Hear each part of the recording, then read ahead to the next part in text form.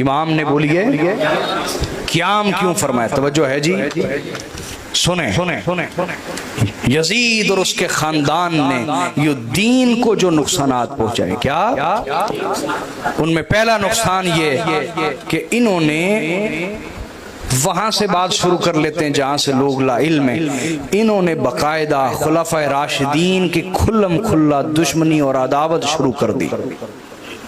اگر میں کہوں اہل بیت کی تو لوگوں کو شاید بڑا جرم نہ لگے، اس لیے میں بتاؤں جو اہل بیت کا دشمن ہے وہ خلفائے راشدین کا بھی دشمن ہے، وہ انصار و مہاجرین کا بھی دشمن ہے، وہ صحابہ کا سگا نہیں ہے، سمجھے کہ حضرت ابو بکر و عمر کو علل اعلان جو ان کی بے ادبی کرتے رہے وہ یہ تھے خاندان یزید، خاندان ایک ایک جملے کے پیچھے دلائل ہیں، جس کو چاہیے مجھ سے لے، ایک ایک جملے کے پیچھے دلائل۔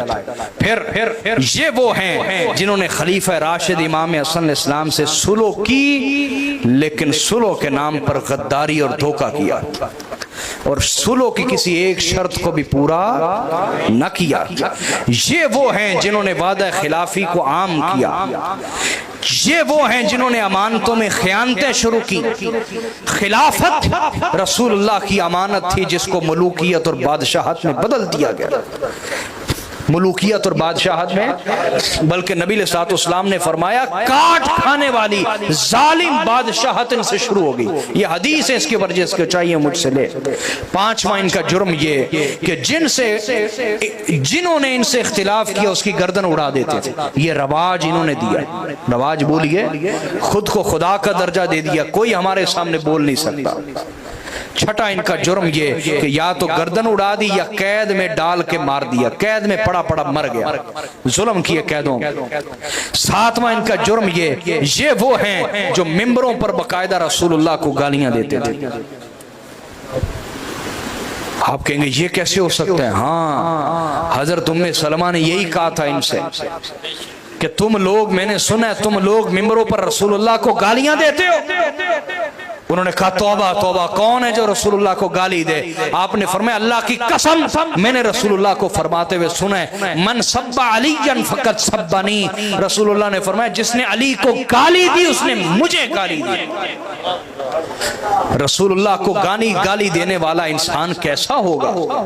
آپ خود فیصلہ کریں، آپ خود فیصلہ کریں، یزیدی ملاؤں کے پیچھے نہ چلیں، آپ کے اپنے اندر بھی ایک ضمیر ہے، خود فیصلہ کریں۔ آٹھواں ان کا جرم یہ کہ انہوں نے خلافت کو موروثی حکومت بنا دیا، وراثتی نظام بنا دیا، اور کیسریت اور کسریت زندہ کر دی، کیسر و کسرا کے طریقے، عیسائی بادشاہوں کے طریقے انہوں نے دوبارہ سے زندہ کر دیے۔ نوواں ان کا جرم یہ کہ اسلامی نظام قائم کرنے میں جو ساری محنت رسول اللہ نے کی تھی انہوں نے تباہ و برباد کر کے رکھ دیا، رسول اللہ کی محنت کو برباد کیا انہوں نے۔ یہ نوواں ان کا جرم۔ دسواں یہ اسلام میں عادل خلیفہ کے خلاف بغاوت کی بنیاد انہوں نے ڈالی۔ مولا علی خلیفہ راشد ہیں یا نہیں بولے؟ بلکہ وہ خلیفہ راشد ہیں جن کے بارے میں ہمارے اکابرین نے واضح کہہ دیا کہ مولا علی خلیفہ بنے، اس سے مولا علی کی شان میں اضافہ نہیں ہوا، خلافت کی شان میں اضافہ ہوا۔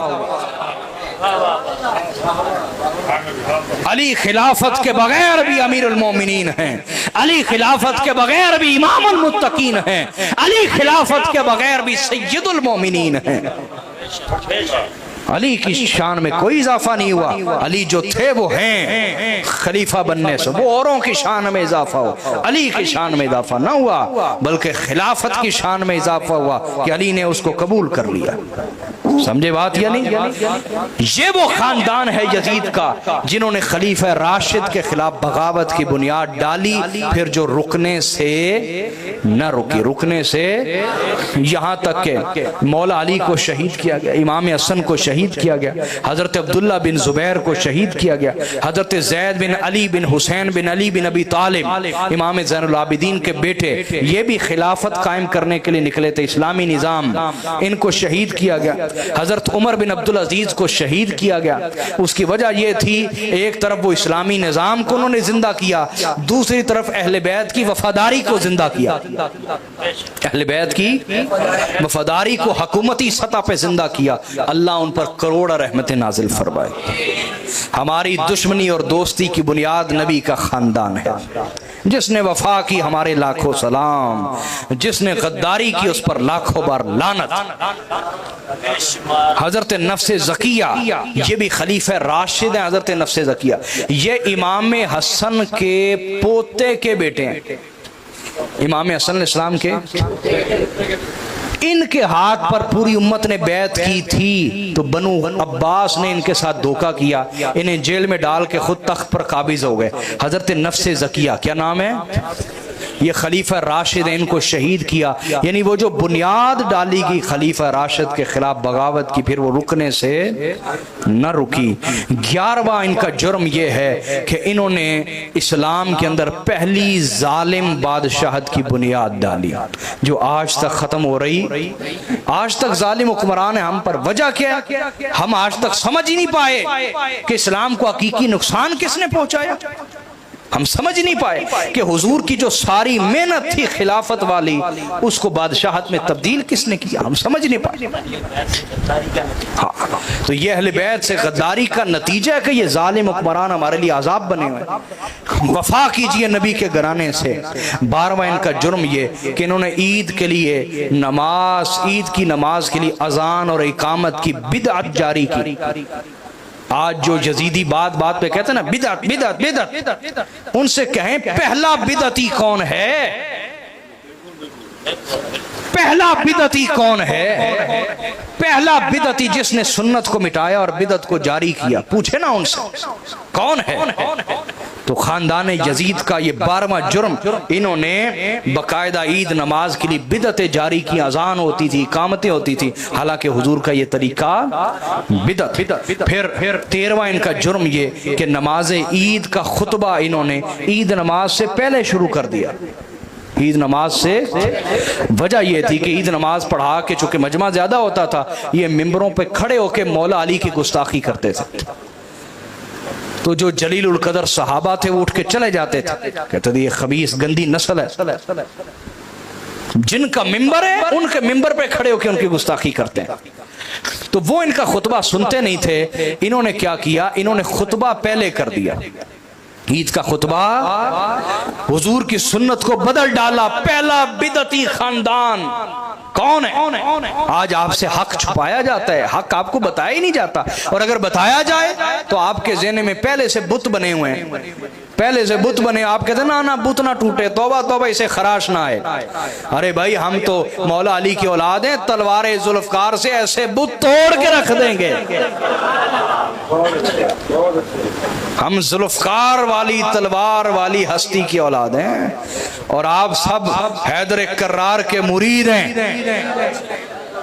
زندگی میں وعدہ کریں ہم ایسے بت توڑ کے رکھ دیں گے. علم اور دلیل کی طاقت سے. کس سے؟ علم اور دلیل کی طاقت سے توڑ کے رکھ دیں گے. 14واں ان کا جرم یہ کہ انہوں نے باقاعدہ اہل بیت پہ لعنت کا سلسلہ جاری کیا. اللہ ان پر کروڑوں بار لعنت کرے, ہر دن ہر رات کرے. یہ میرے پاس صحیح مسلم پڑھی ہے پیچھے, باقاعدہ کہتے تھے لعن اللہ ابا تراب, مولا علی کا نام لے کے لعن اللہ ابا تراب. اللہ ان پر کروڑوں بار لعنت کرے. نماز میں درود پڑھتے تھے اور ممبروں پر لعنت کرتے تھے. یہ ایسے لوگ آج بھی ہیں, آپ پہچانے ان کو. کچھ واضح حسینی ہیں انہیں سلام, کچھ واضح یزیدی ہیں ان پر لعنت, کچھ بیچ میں منافقین ہیں جو ہمارے اندر امام مسجد بھی بنے ہوئے ہیں, خطیب بھی بنے ہوئے ہیں. سمجھ آئی یا نہیں آئی؟ صحیح فرما رہے, ان پہ ڈبل لعنت. وجہ کیا ہے؟ قرآن نے کہا لا الہ الا ولا الہ الا, نہ ادھر کے نہ ادھر کے, نہ ادھر کے نہ انہیں جنت میں اہل بیت نہیں جانے دیں گے, اور دوزخ میں ان کی پٹائی کریں گے یزیدی. وہ کہیں گے او خبیث, لوگوں کے سامنے کہتا تھا ہم بھی حسینی ہیں.